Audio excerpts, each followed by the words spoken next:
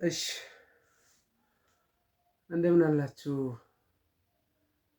ውድ የሴክተር እና የቀበሌ ባለሙያዎች፣ ግብርና ባለሙያዎቻችን። ይህ በሺሾንደ ወረዳ ግብርና አካባቢ ጥበቃና ህብረት ስራ ጽሕፈት ቤት በእንስሳትና ዓሳ ሀብት ዘርፍ ለቀበሌ ባለሙያዎች በተለይ በእንስሳት ሀብቱ ያለውን የምርት ትመና እንስሳት ተዋጽኦ ምርት ትመና ግንዛቤ ለማስጨበጥ በ2014 ዓ.ም በዚህ በዘርፉ ላይ የተሰራውን የእንስሳት ምርት ትመና ማጠቃለያ ሪፖርት ነው የምለው። ይህ ከመሰራቱ በፊት ስልጠና ተሰጥቷል። ምርት ትመና እንዴት ይሰራል? በተለይ በቀድሞ ክልል በደቡብ ብሔር ብሔረሰቦች ሕዝቦች ክልላዊ መንግስት ግብርናና ገጠር ልማት ቢሮ በ2000 ዓመተ ምህረት ይቅርታ በ2001 ዓመተ ምህረት ያሳተመው የእንስሳት ምርት ትመና ማኑዋል የሚለው መጽሐፍ ላይ ምናልባት ሪፈር ማድረግ ትችላላችሁ። ግን ከዛ ቀንጭቤ ለቀበሌ ባለሙያዎች ስልጠና አዘጋጅ መስጠት ይታወቃል። ስለዚህ እሱን ማኑዋልም ሪፈር ቢታደርጉ ጥሩ ነው። ግን ይህን ስልጠና በዚህ በዩቲዩብ እና በተለያዩ ቻናሎች በዋትሳፕ መከታተል ለምትችሉ ግንዛቤን እንዲያስጨብጣችሁ ከማሰብ ነው። ስለዚህ እንድትከታተሉኝ በአክብሮት ጋብዛለሁ። ያው መግቢያ ከመግቢያ በፊት በሺሾንደ ወረዳ ግብርና አካባቢ ጥበቃ ህብረት ስራ ጽሕፈት ቤት እንስሳት ዓሳ ዘርፍ የእንስሳት ምርት ትመና ማጠቃለያ ሪፖርት ነው የሚለው። መግቢያ ወረዳችን እያንዳንዱ ቀበሌ ገጠር ቀበሌም ከተሞች ላይ ያው እንስሳት ሀብቱ ያለበት ቦታ የለም። ስለዚህ አርሶ አደሮቻችን እንስሳውን ለኑሮ መሰረት አድርጎ ያረባል ማለት ነው። ስለዚህ በዚህ መሰረት በወቅቱ የተሰበሰበው የእንስሳት ኢኮኖሚ መረጃ የሚያሳየው የዛሬን አይደለም 2014 ዓመተ ምህረት የተሰበሰበው ምናልባት ከዚህ በመቀጠል ምናልባት ስልጠናው ቢደገም የሚል ግል አስተያየት አለኝ። ምክንያቱም ትንሽ ውስብስብ ስለሚል ለሁላችሁ ግንዛቤ እንድረዳ በተቻለ መጠን እስቲ ምቹ ሁኔታ ከተገኘ ስልጠናውን እንደግማለን የሚል ሀሳብ አለኝ። በወቅቱ በተሰበሰበው መረጃ መሰረት በወረዳችን 183096 ዳልጋ ከብቶች፣ 145980 በጎች፣ 119678 ፍየሎች፣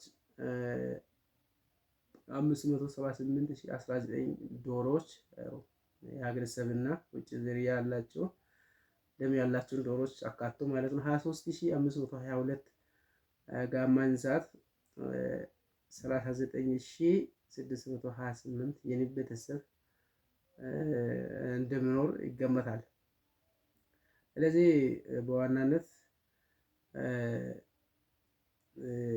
እንደዚሁም የወረዳ ህዝብ ብዛትን ያው እዚህ ለመጥቀስ ተሞክሯል። ያኔ የነበረው የወረዳ ህዝብ 110500 ይላል። ምናልባት አሁን ሊጨምር ይችላል።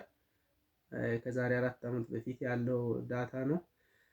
እንስሳት ሀብት ምርትና ምርታማነት ለማሳደግ እንዲሁም የአርቢውና የሸማቹን ህብረተሰብ ተጠቃሚነት ለማረጋገጥ ከእንስሳቱ የሚገኙ ልዩ ልዩ ተዋጽኦዎች ከአጠቃላዩ ህዝብ ቁጥር ጋር መጣጣሙ እንግዲህ እንስሳት ምርት የሚተመነው ከእንስሶቻችን የሚመረተው ተዋጽኦ ስጋ፣ ወተት፣ እንቁላል አጠቃላይ ዴይሊ ፍጆታ አለ። አንድ ሰው ኖርማል ኮንዲሽን ማግኘት ያለበት በሳይንሱ የተሰላ ስሌት አለ። ይህንን ያገኘ ነው ወይስ አይደለም፣ ዲፊሽንሲ አለ ወይ የሚለውን ከህዝብ ቁጥር ጋር መጣጣሙ ለማረጋገጥ እንስሳት ምርት ትመና ምርቱን ማወቅ ተገቢ ነው ማለት ነው። ይህ ብቻ ሳይሆን የራሱ እንስሳውን ተመጋቢ ስለመሆን መኖን ያለው መኖ ከተፈጥሮ ግጦሽ፣ ድርቆሽ፣ ከሌሎች አማራጮች የምናገኘውን የመኖ ምንጭ ለማወቅ አጠቃላይ ላሉት እንስሳት ይበቃሉ ወይስ አይበቃም የሚለውን ለማወቅም እንስሳት ምርት ትመና ወሳኝ ነው። ያ መኖም አብሮ ስለሚተመን ማለት ነው። ስለዚህ በአጠቃላይ ጠቀሜታ ብዙ ነው። ምናልባት ያለን መኖ እጥረት የሚኖር ከሆነ እንስሳቱ ቁጥር የሚበዛ ከሆነ በተፈጥሮ ሀብት ላይ ጉዳት እንዳያመጣ የእንስሳት ቁጥርን ለመቀነስ ይጠቅማል ማለት ነው። ምክንያቱም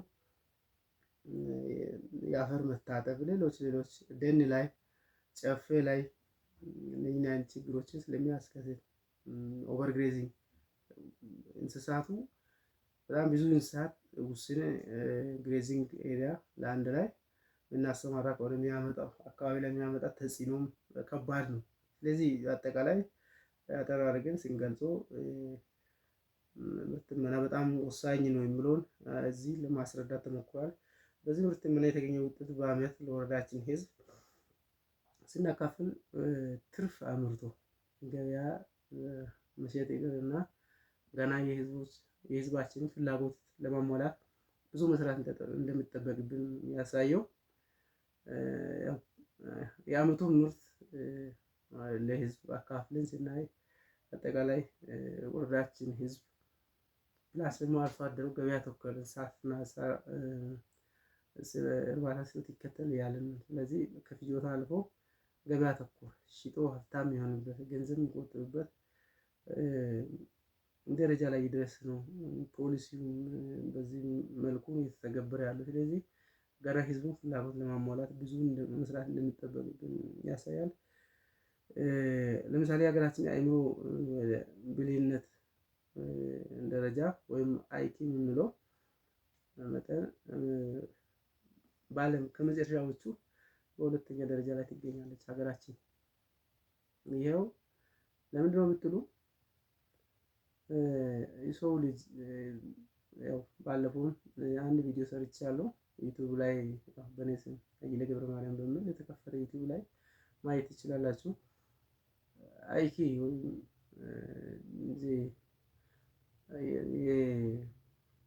የማሰቢያ ክፍላችን የሚገነባው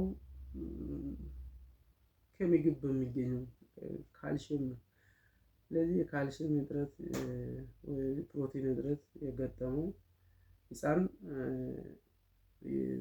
መቀንጨር ይከሰታል። ማሰቢያውም ያክል በጣም ውስን ሆኖ የምወጣው። ስለዚህ ይሄ ደግሞ ወዴት ይወስዳል? ትምህርት ቤቶች ላይ የምናየው የትምህርት አካባቢ ያለው ክፍተት ቀላል አይደለም። ይሄ ክፍተት ከየት ነው የመጣው? የምግብ እጥረት። አንድ ህፃን ከተወለደም ሳይወለድ በእናቱ ማህፀን በቂ ምግብ ማግኘት እንዳለበት ይታወቃል። ይሄ ዲፊሸንሲ ሲኖር መቀንጨር ይከሰታል። እዚህ ትምህርት አቀባበሉም ዝቅተኛ ነው የሚሆነው። እንግዲህ ይሄ ሲሆን የመኖ መጠን በመተመን ለእንስሳቱ በአመት የሚያስፈልገው መኖ መጠን ለመወሰን ግጦሾች በሬንጅ ላንድ መሸከም ከሚገባቸው በላይ እንስሳት ተሸክሞ ቅድም እንደተባለው የአፈር መሸርሸር ኢሮዥን የምንለው እንዳይከሰት ትርፍ የሆነ እንስሳን አርሶ አደሩ ምክንያቱም ምግብ እጥረት ሳር እጥረት መኖ እጥረት ሲኖር ያው ሰው እየከሳ ለሞትም ሊዳረግ ስለሚችል አርሶ አደሩ ቀሪውን እንስሳት ሽጦ ሌላ በቁጠባ መልክ ሌላ አገልግሎት እንዲያውል ምክር ሀሳብ ለመስጠት የመኖ ምርት ትመና ያስፈልጋል። ጠቀሜታው ስለዚህ አስፈላጊ ነው። በእንስሳት እርባታ ዘርፍ የሚገጥሙ የእንስሳትና የመኖ ያለመጣጣም ክፍተቶችን በመሙላት ውጤታማ የእንስሳት እርባታ ዘይቤ በመከተል ለሰው ልጅም ለእንስሳቱም ምቹ ሁኔታ መፍጠር አስፈላጊ ሆኖ በመገኘቱ ይላል። በሌላ መልኩ በወረዳው እየረባ ያለው በወረዳ ውስጥ ሊመረት ከሚችለው የመኖ መጠንና ሊቀርብ የሚችለው የጤና አገልግሎት ጋር መጣጣም እንዳለበት ለመወሰን እና መኖና የጤና አቅርቦቱን ሊሸከሙ ከሚችለው በላይ ያለው እንስሳ ወደ ገበያ እንዲወጣ አርቢውን በምክር ሀሳብ ለመደገፍ አስፈላጊነቱ ይሄ ነው። ዓላማ እንስሳት ምርት አተማመን ዘዴ በማወቅና በመረዳት ቀጣይ የምርታማነት መለኪያዎችን ታሳቢ ያደረገ እቅድ ማዘጋጀት እና በመተግበር የምግብ ዋስትናን ማረጋገጥ። ግብ ዘመናዊ የአረባብ ዘዴ በመተግበር እና የሚስተዋሉ ማነቆችን በመፍታት ዘርፉ የአርሶ አደሩን የኑሮ ደረጃ እንዲያሻሽል ማድረግ እንዲሁም በሀገሪቱ ኢኮኖሚ ላይ የራሱን የማይናቅ ሚና እንዲጫወት ማስቻል የሚሉት በአጭሩ ይገኙበታል። ስለዚህ ይህን እንደ መግቢያ ካየን አሁን ቀጥታ ወደ ሀገረ ስብ ላሞች የወተት ምርት ትመና ነው የምንገባ። እንግዲህ የወተት ምርት ትመናን ከመተመናችን በፊት አንደኛ በምንኖርበት ወረዳ ወይም ቀበሌ የሆነ መንደር ሊሆን ይችላል። እዛ ላይ ያሉ እንስሳት በተለይ ላሞችን እዛ ውስጥ ያሉ ላሞችን መመዝገብ ያስፈልጋል። ዳታ መያዝ ማለት ነው። ስለዚህ ሁሉም ላሞችን አሁን በዚህ አመት ለምሳሌ በዚህ በ2018 እንስራ ብንል የሆነ ቀበሌ ውስጥ 100,000 ላሞች ቢኖሩ 100,000 ይታለባል ተብሎ አይጠበቅም። ከዛ ውስጥ 25,000 ሊሆን ይችላል፣ 20,000 ሊሆን ይችላል። ላክቴሽን ሂደት ውስጥ ሊገቡ የሚችሉት። ስለዚህ እነኛን ለይቶ መመዝገብ ያስፈልጋል። አንድ ቁጥር አለ። ምክንያቱም 100,000 ላም አለ ብለን በቀን 1 ሊትር ትሰጥ 100,000 ሊትር በቀን አለ ምን ከሆነ የተሳሳተ ሪዛልት እንዳይሰጠን እዚህ ላይ ጥንቃቄ ማድረግ ያስፈልጋል። ስለዚህ በወቅቱ እንግዲህ ሾንዳ ወረዳ ላይ የነበሩ ላሞች ብዛት 79,074 ቁጥራቸው 2014 ዳታ ብላችሁ እንደ ወረዳችን ደግሞ የአንዲት ላም አብሬጅ ወይም አማካይ የወተት ምርት አብዛኛውን ጊዜ የሀገረ ስብ ላሞች ያው እንደወለዱ የወለዱ ሰሞን ጠዋት ይታለባሉ። ከሰዓት ሚሳታት ጥጃው እንዳይጎዳ ተብሎ ማታም እንደ 3 ጊዜ ሊታለብ ይችላል። ግን ይሄ ማክሲመም ለአመቱ ወተት እስከምታንጣፍ ድረስ 3 ጊዜ ነው ብለን አንይዝም። ያው የተወሰነ ወይ ጥጃው እስኪጠነክር ድረስ ነው ይሄ። ስለዚህ ኖርማሊ 2 ጊዜ ነው ጠዋትና ማታ በሚለው ነው የምንይዘው ማለት ነው። ምክንያቱም 3 ጊዜ ካለን የሌለ ወተት ምርት እንዳንመዘግብ መጠንቀቅ ስለሚያስፈልግ ማለት ነው። ስለዚህ የአንድ ላም የአለባ ቆይታን ማወቅ ላምቱ መስከረም ዛሬ 26 መስከረም 26 ላይ የወለደች ላም እስከ መች ነው ላስት ላክቴት ፒሪድ ድረስ ያለው 3 ወር ሊሆን ይችላል 4 ወር ያን ኦን አቨሬጅ ራንደም ሳምፕልን በመውሰድ 5 ወር የሚቆዩ እንደ አየር ሁኔታ የሚመገቡት ሳር፣ ውሃ፣ አያያዝ እነኚህ ሁሉ ፋክተሮች ሊወስኑ ይችላሉ። 6 ወርም ቆዩ ሊኖሩ ይችላሉ። ነገር ግን ኦን አቨሬጅ አማካይ አንድ ላም እንደኛ ወረዳ ከደጋ ቀበሌዎች ከሚድላንድ ከወይና ደጋ እና ትንሽ ወደ ቆላማ ከሚጠጉ ቀበሌዎች የተሰበሰበ ዳታ የሚያሳየው አንድ ላም 117 ቀን ኦልሞስት 4 ወር ማለት 4 ወር አካባቢ ማለት ነው። ስለዚህ ይሄ አብሬጅ በ3 ወር ሳይሞላም የሚያቆሙ አሉ። አንዳንድ በዝርያ ችግር ብዙ ፋክተር መጥቀስ ይቻላል። ለዚህ ዝቅተኛነት እንደወለዱ የሚያቆሙ አሉ። ስለዚህ ይሄን ኮንሲደር አድርገን በነገራችን ላይ ይሄ መረጃ በጣም በጥንቃቄ ከቀበሌ ተሰብስቦ የመጣ ያው መረጃ ሲሰበስባችሁ ቀበሌ ባለሙያዎች ይሄን ስለምታውቁ ለማሳሰብ ያክል ነው። 117 ቀን ትቆያለች ከወለደችበት ጊዜ እስከምታንጣፍ ድረስ ያለው አንድ ላም ኦን አቨሬጅ እንደኛ ወረዳ እንደ ሾንዳ ወረዳ 1.9 ሊትር ኦልሞስት ወደ 2 ሊትር የተጠጋ ወተት ጠዋትና ማታ የታለበው። ይሄም ዳታው በአርሶ አደሩ ቤት በመገኘት ጉዳዩን በማስረዳት የሚታለበውን በሊትር በመለካት ጠዋት ስንት ታለበች፣ ከሰዓት ስንት ታለበች የሚለው ሪከርድ ተደርጎ ይያዛል። ቀጣይ ግን እንደዚህ ቢያንስ ትክክለኛ የላሚቱን አብሬጅ ለማግኘት ከ2 ሳምንት እስከ 3 ሳምንት እንዲሁ ብቻ እንትኑን ለማጥበብ ወደ አኩሬሲውን ለማጥበብ ቢያንስ እስከ ወር ብንሰበስብ እንደው የተሻለ ነው። ብዙ ዳታ አሰባሰባችን እየሰፋ ሲሄድ አኩሬሲያችን ወደ እውነታ የተጠጋ ይሆናል ማለት ነው። ስለዚህ ከ2 ሳምንት በታች መሰብሰብ የለብንም ሚኒማም ማለት ነው። ስለዚህ ይሄ ተሰብስቦ የተገኘ 1.9 ሊትር ነው። አንድ ላም የቆይታውን ነገር ያለው 117 ቀን ነው። ስለዚህ በወቅቱ እንደ ወረዳችን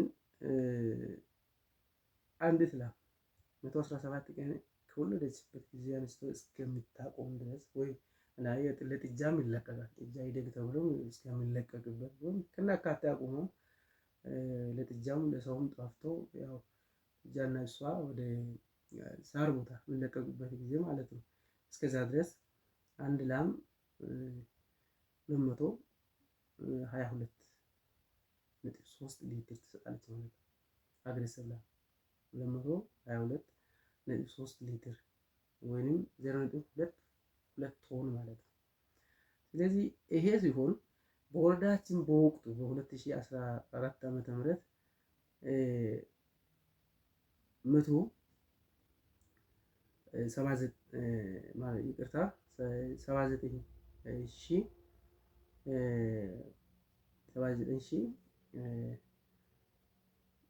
79,974 የሚታለቡ ላሞች አሉ ማለት ነው።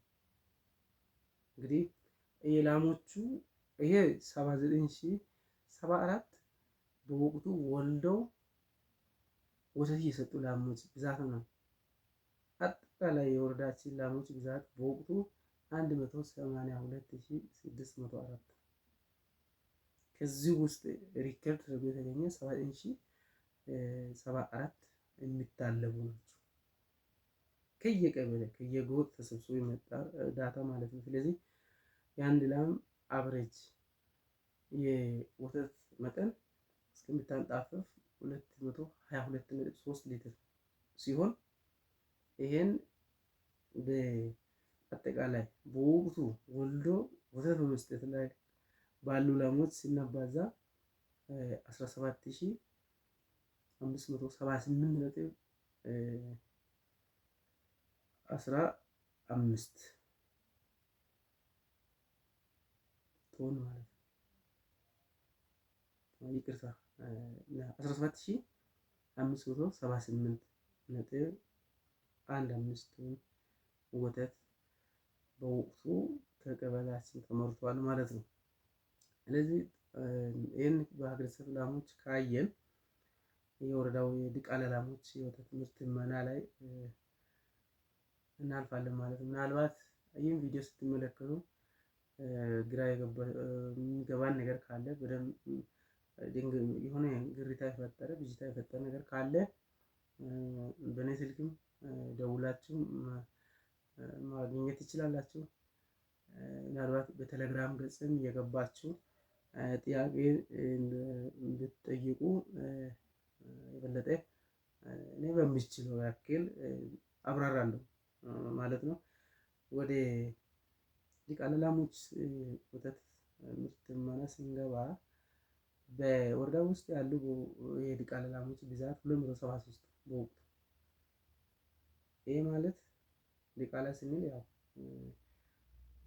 ከተለያየ እንስሳ ክሮስ ብርድ ሆኖ ተዳቅሎ የተገኘ ወይ በአባት ውጭ ዝርያ ነው ወይ በእናቱ እንደዚህ ወይ ከአባት ወይ ከእናት አንዱ የውጭ ዝርያ ነው፣ አንዱ ሎካል ነው ማለት ነው። ስለዚህ ዲቃላ የሚባለው ስለዚህ በወረዳችን ያኔ 273 ዲቃላ ላሞች ያሉት። የአንዲት ዲቃላ ላም የአንድ ቀን አማካይ የወተት ምርት መጠን በተሰበሰበው ዳታ፣ ይሄ ዝም ብሎ አይደለም። እዚህ ላይ ምናልባት አስፈላጊ ከሆነ ሌላ ጊዜ እንዴት ይሰራል የሚለውን ራሱን የቻለ ማንዋል አለ። እሱን እንደዚሁ ሊሰጣችሁ ይችላለሁ። ግን ይህም አጠቃላይ ሪፖርት ምናልባት ያን ስልጠና የወሰዳችሁ እንዴት እንደሚሰራ ስልጠና ወስዳችሁ ከሄዳችሁም በኋላም ብዙዎቻችሁ አንዳንዶቻችሁ ያላካችኋል። ይህም ያሳየው ትንሽ ብዥታ እንዳለና ያንም ሰፊ ነው ሰነዱ። አንድ ቀን ጊዜ ነው ወስደን ስልጠና የሰጠነው። እንግዲህ ይሄ ሰፊ ይዘት ያለውን ስልጠና ቀበሌ ባለሙያ ሙሉ ተረድቷል የሚል እምነት የለንም። ስለዚህ አሁንም ብዥታ ይኖራል ብለን ስለምናምን ድጋሚ ምናልባት ያን እንዴት እንደሚሰራ ነው አሁን ተሰርቶ የመጣው ሪፖርት እና ማጠቃለያውን የወረዳውን የምርት ትመናን እዚህ እየሰጠን ያለ ነው ሊብራራ እንደሚችል በማመን ነው። የአንዲት ዲቃላ ላም የአንድ ቀን አማካይ ወተት ምርት በሊትር 6.6 ነው። አንዲት ዲቃላ ላም የአለባ ቆይታ ከወለደችበት እስከምታንጣፍ ልክ እንደ ሎካል 143 ቀን 140 ወደ 5 ወር የተጠጋ ማለት ነው። አንዲት ዲቃላ ላም እስከምታንጣፍ ድረስ የሚሰጠው የወተት ምርት መጠን በዚህ ቅድሙ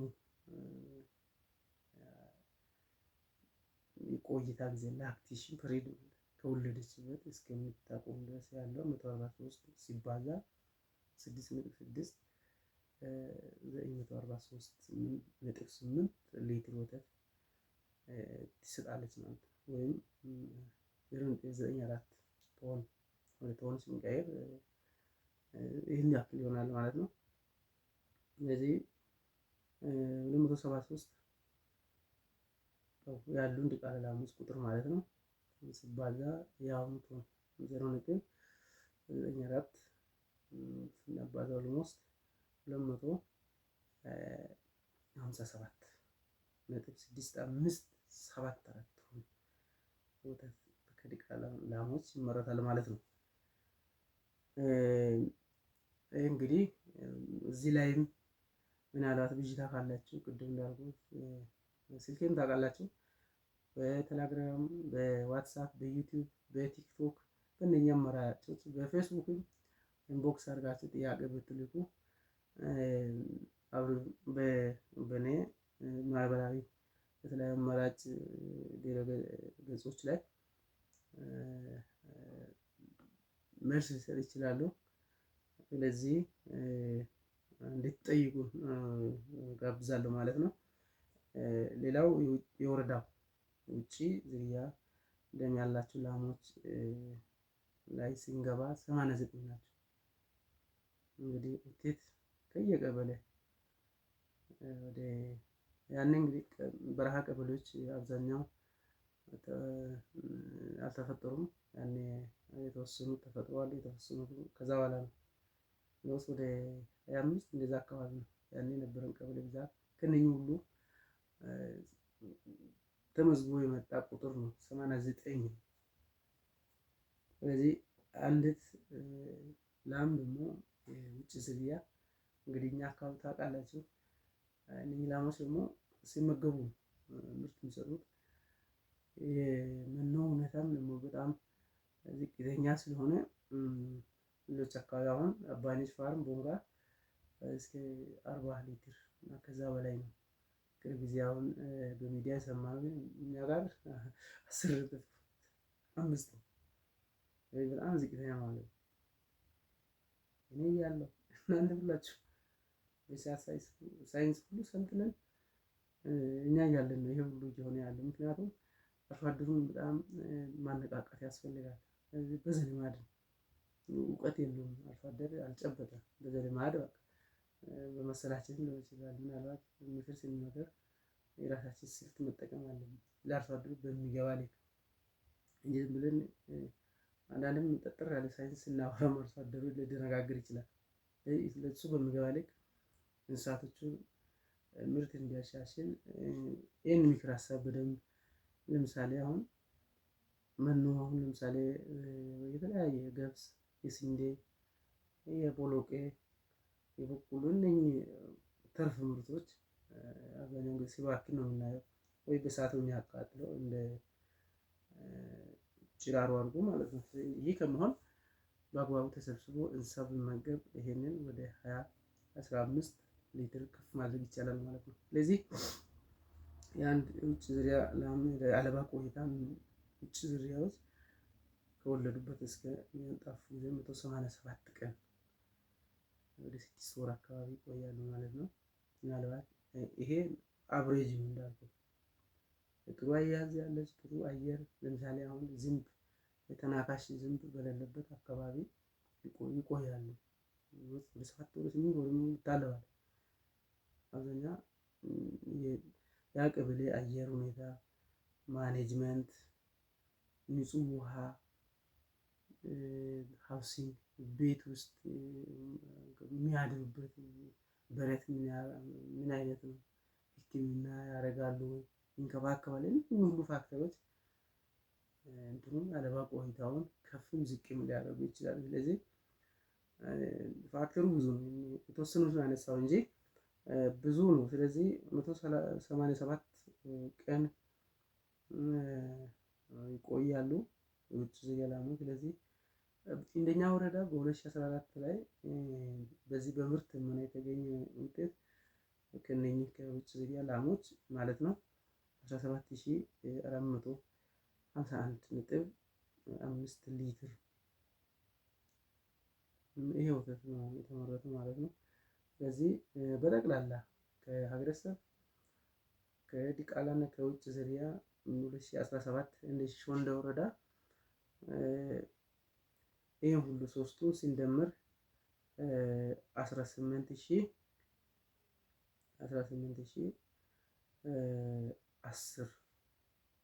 18010.55 ቶን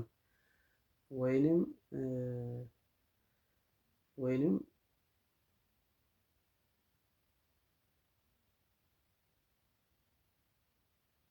ይሄ በቶን ነው። ዩኒቱን ችግር የለም። ይሄን ያው በ10 ስናባዛ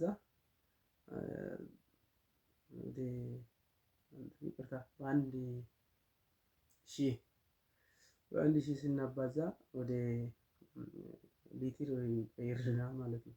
ስለዚህ በቶን 18010.55 ቶን ነው። በዚህ በቶን ስለተቀመጠ ነው። ስለዚህ ይሄን ወደ ሊትር ለመቀየር በአንድ ሺህ ታበዙና ምን ያክል ሊትር እንደተገኘ እዚህ ማግኘት ይቻላል። ስለዚህ ለዛሬ ክፍል 1 አጭር ስልጠና ቆይታችን ይህን ያክል እስከዚህ ካየን ቀጣይ ወደ ክፍል 2 የስልጠና ፕሮግራም እንሻገራለን። ስለዚህ በአጠቃላይ ወተቱ ላይ ወተት ምርት እንዴት እንደሚተመን ስለዚህ አይተናል። ወተት ምርቱ እዛ ያለውን የወለዱ የሚታለቡ እንስሳት መለየት፣ ከዛ በቀን ስንት ዙር ይታለባሉ። አብዛኛው እኛ አካባቢ 2 ጊዜ ነው። ከዛ በላይ መኖ በደንብ እንመግብ፣ ጤና ቢሻሻል፣ ጥሩ ቤት ላይ ጥሩ ውሃ ቢጠጣ 3 ጊዜም ከዛ በላይ ሊታለብ ይችላል። ምክንያቱም እንስሳው እንደሰጠ ነው የሚሰጠው፣ የሰጠ ነው መልሶ የሚሰጠው እና ጉዳቱም ስላለ 2 ጊዜም ግድ ነው። አንዳንድም ጠዋት ታልቦ ሊያድሩ ይችላሉ። አድሮ ነገ ጠዋት ሊሰጡ ይችላሉ። ስለዚህ የማኔጅመንቱ ጉዳይ ብዙ ምርት ላይ ትልቅ ፋክተር ስለሚያመጣ እኛ ይሄን አውቀን በቀን የሚታለበውን ፍሪኩዌንሲ ወደ 3 ከቻልን ደግሞ ከዛ በላይ እንዳደጉ ሀገሮች ማድረስ ስለሚቻል ስንት ዙር ይታለባሉ? የአንዲት ላም የወተት ምርት በቀን ማለት ነው። ይሄን ዝም ብሎ ጌስ ሳይሆን የሚታለበው አርሶ አደሩ በደንብ ጉዳዩን አስረድተን ለዚህ የተፈለገው ብለን ምናልባት እኛን እንዳይተካ ካልቸራልን ሊፈራ ስለሚችል አስረድተን ለዚህ ጉዳይ ነው የተፈለገው ብለን በትክክል ውጤቱን እንድናገር እንዳይደብቅ ማለት ነው። ዝም ብለን ወተት መጠን ዝም ብለን ንገረኝ ብትል ዳሚሙ ቆሪያን ቃዲያን ኢቱሽን ቃጥሙ ይችላል። ስለዚህ ግልጽ ማውራት ይቻላል ማለት ነው። በደንብ የነቁ አርሶ አደሮችን ስንመርጥ ማለት ለዚህ ፐርፐዝ የነቁ በጣም የተማሩ ዓላማ የገባቸው በተለያየ ስልጠና አግኝቶ ሚዲያ የተከታተሉ በጣም የነቁ ሞዴል አርሶ አደሮች ካልሆኑ ትንሽ ፈታኝ ስለሚሆን በሌላ ነገርም እኛን እንዳይጠረጥሩ መጠንቀቅ ያስፈልጋል። ስለዚህ የአለባ ቆይታ የሚታለቡ ላሞች በቀን ምን ያክል ይሄን ሪጅስተር ግን ከያዝን በኋላ ቀላል ነው፣ ብዙም አይከብድም። ስለዚህ እንደ ከባድ ያየን ብዙ ጊዜ አሁን 2014 ስልጠና ወስደናል፣ ግን ተከታትለን እየሰራን እንዳልሆነ ነው። የቀበሌም ሪፖርት የመጣ አይደለም። ስለዚህ እንስሳት እርባታው በግምት የሚመራ አይደለም። በጣም ምርጥ የሆነ ፊልድ ነው እና ወዳችሁ ቀበሌ ያላችሁ አሁን ደግሞ በጀነራሊስት ኮንሰፕት ነው። ሰብል ሳይንሱም ተፈጥሮ ሀብቱም ሁሉም አንድ ላይ ነው።